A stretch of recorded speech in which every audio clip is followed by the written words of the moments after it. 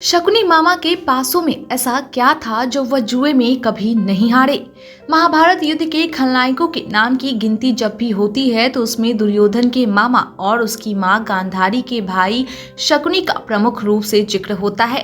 माना जाता है कि शकुनी ने ही दुर्योधन के मन में पांडवों के लिए घृणा और क्रोध का विष बीज बोया था। शकुनी ने महाभारत में जुए में चौसर का एक ऐसा घृणित और छलपूर्ण खेल खेला था कि कौरव और पांडवों के बीच ऐसा भयंकर युद्ध हुआ जिसमें पूरे कुरुवंश का सर्वनाश हो गया। कहा जाता है कि शकुनी ने जानबूझकर सुनियोजित तरीके से यह सब किया था। उसने सोच समझकर अपनी बहन और उसके पूरे खानदान का नाश किया था। लेकिन ऐसा शकुनी ने क्यों किया था, आइए जानते हैं।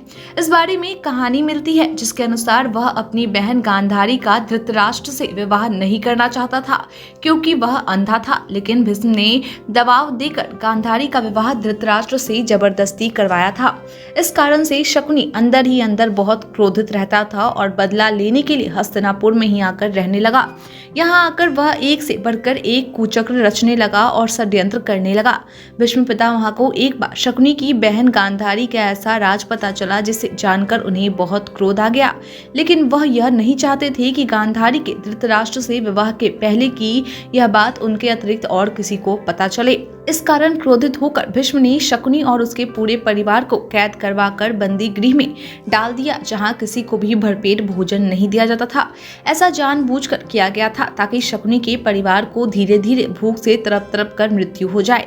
भूख के कारण जब शकुनी के सभी भाई भोजन के लिए आपस में छीना झपटी और लड़ाई झगड़ा करने लगे तब उनके पिता ने यह निर्णय किया कि अब से सारा भोजन सिर्फ एक ही आदमी खाएगा और हम सभी लोग अपने प्राण देकर एक व्यक्ति की प्राण रक्षा करेंगे ताकि वह हम लोगों के साथ भीष्म द्वारा किए गए अन्याय का बदला लेने के लिए जीवित रह सके। इसके लिए यह निश्चित किया गया था कि हम सभी में जो सबसे ज्यादा बुद्धिमान और चतुर होगा वही पूरा भोजन अकेले खाएगा।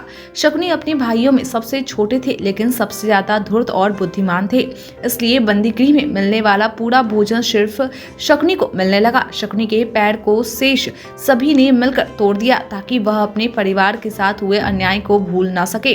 पैर टूटने के कारण बाद में भी शकुनी हमेशा लंगड़ाकर ही चलता था।